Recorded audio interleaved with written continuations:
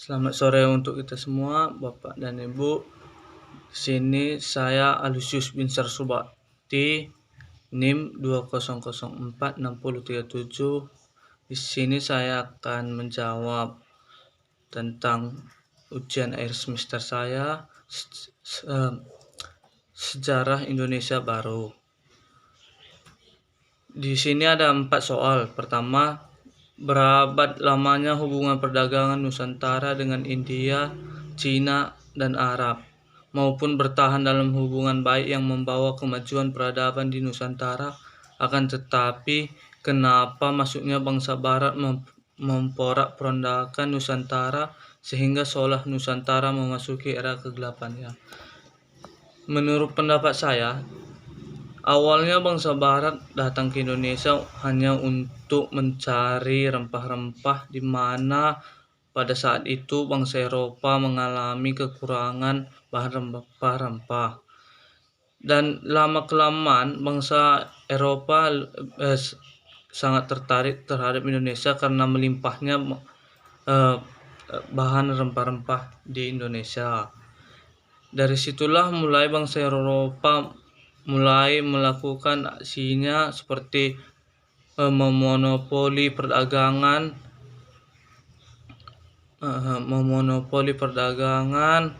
dan menaklukkan daerah-daerah yang menjadi pusat rempah-rempah. Nomor 2, dari penjajahan yang dilakukan Belanda POC terhadap wilayah dan kerajaan-kerajaan di Nusantara, analisislah apa saja strategi yang dilakukan oleh POC untuk menanamkan kekuasaannya masing-masing. Analisis dilengkapi dengan contoh peristiwa.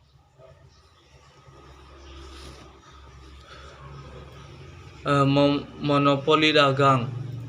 Setelah saingan mereka kalah atau kerajaan yang kalah dengan POC, maka POC berhak melakukan monopoli perdagangan, di mana semua rempah-rempah yang ada dalam kekuasaan kerajaan itu dijual terhadap POC dengan harga yang telah ditetapkan.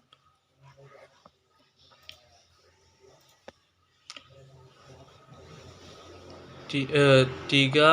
Kesultanan Aceh Darussalam merupakan satu-satunya kerajaan yang tidak terpengaruh oleh hegemoni POC.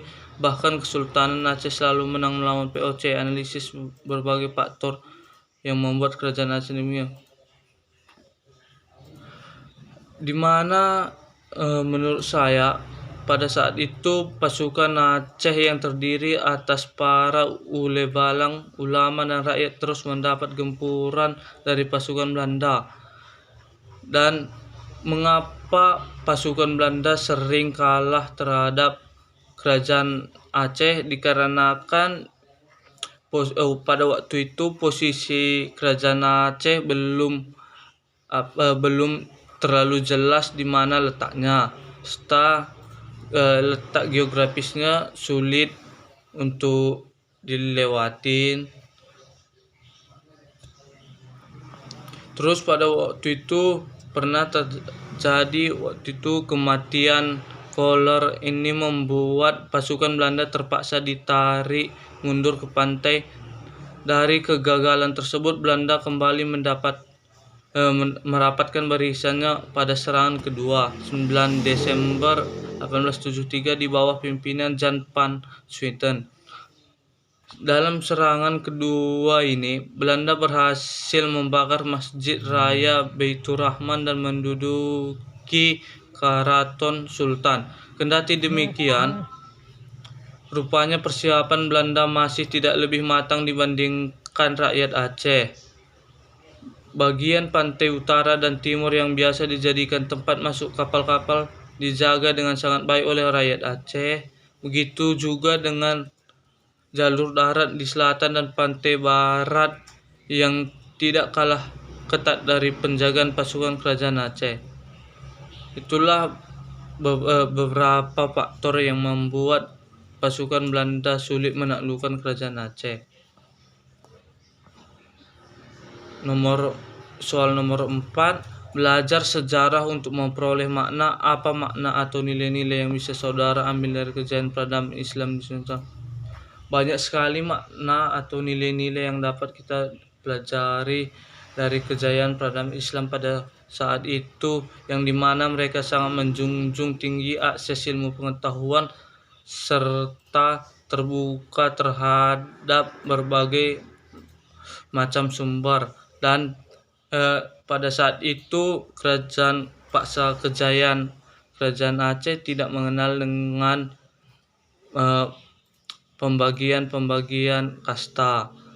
Dan dari peradaban Islam dulu begitu maju karena menghargai perbedaan serta terbuka dengan kelompok lain seperti agama Kristen, Hindu, dan Buddha untuk ikut bersama-sama membangun dunia ini dalam berkontribusi. Sekian dari saya, mohon maaf bila ada kesalahan kata. Selamat sore, terima kasih.